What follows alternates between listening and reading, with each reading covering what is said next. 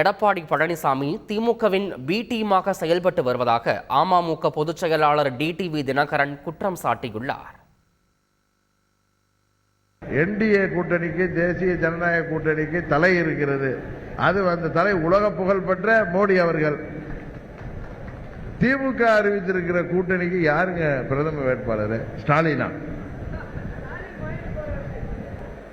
ஸ்டாலின்னா அடுத்த ஸ்டேட்ல கூட விட மாட்டான். இது போதை மருந்தோட வர போறாங்கன்னு சொல்லிட்டு. கரெக்டா இல்லையா? யாரு? ஆமா, மோடிலாம் 1 மணி நேரம் ஆனாலும் அப்படியே பேசுறாரு. நம்பாலும் சின்ன துண்டு செட்டு இல்லாம பேச முடியாது. இவருக்கு இங்க போய் என்ன பண்ண முடியும்? யார் வர போறா?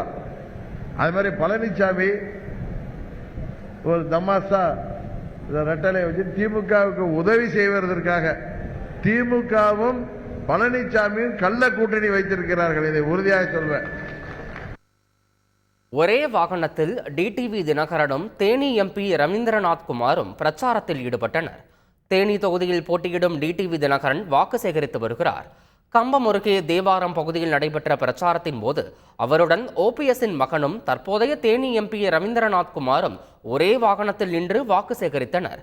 தன்னை எம்பி ஆக்கியது போல டிடிவி தினகரனையும் எம்பி ஆக்க வேண்டும் என்று அவர் கேட்டுக்கொண்டார்.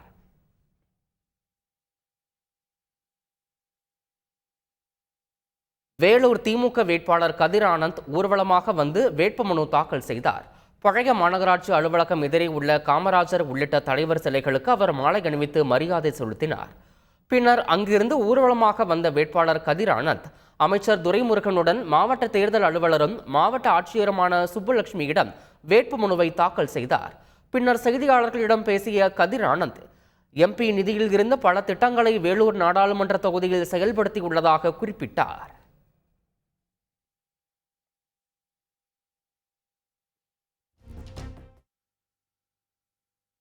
பாராளுமன்றத்தில் நான் ஜெயிச்சு போன உடனே என்னோட முதல் தேவையாக நான் பூர்த்தி செய்யணும்னு நான் கேட்டது அந்த கேந்திரிய வித்யாலயா பள்ளி. ஏன்னா மிலிட்ரிக்காரங்க அதிகமாக இருக்கக்கூடிய மாவட்டம் நம்ம மாவட்டம். அதை கேட்டிருந்தேன். அதுக்காக தமிழக அரசு இடம் கொடுத்துருக்காங்க, எல்லாம் பண்ணாங்க. ஆனால் அதுக்கான நிதியை இன்னைக்கு வரைக்கும் மத்திய சர்க்கார் நிறைவேற்றி கொடுக்கல. அதுக்காக கேட்டு கேட்டு கேட்டு கேட்டு பார்த்து விட்டுட்டோம். கண்டிப்பாக இந்தியா கூட்டணி ஆட்சி மேலே வந்த உடனே செய்யக்கூடிய முதல் வேலையாக அது இருக்கும்ன்றது இந்த நேரத்தில் நான் தெரிவிக்கிறேன். ஒரே ஒரு சின்ன விஷயம், இப்போ கிராமப்புறங்களில் போய் பார்த்தீங்கன்னா இந்த இன்டர்நெட் சென்டரில் போயிட்டு மோடி அரசு 1 லட்ச ரூபா தருதுன்னு சொல்லி ஏழை பெண்களை எல்லாம் வர வச்சு அந்த இன்டர்நெட் சென்டரில் ஒரு அப்ளிகேஷன் கொடுத்து ஒரு ஃபோர்ஜரி வேலை செஞ்சுட்டு இருக்காங்க. அதை பற்றி ஏதாவது ஒரு பத்திரிகையாளர்கள் நீங்கள் எங்கேயாவது போய் கேள்விப்பட்டிருக்கீங்களா, கேட்டிருக்கீங்களா? அப்படி எங்கேயும் கேள்விப்படல, கேட்டிருக்கலன்னு சொன்னால் ஒடுகத்தூர் அணைக்கட்டு பகுதியில் போய் கேளுங்க. பாவம் ஏழை பாமர மக்களை கொண்டு போய் 1 லட்ச ரூபா கொடுக்குறேன்னு ஏமாத்துறாங்க, பெண்களை ஏமாத்துறாங்க. அதெல்லாம் போய் கேட்கலாமா?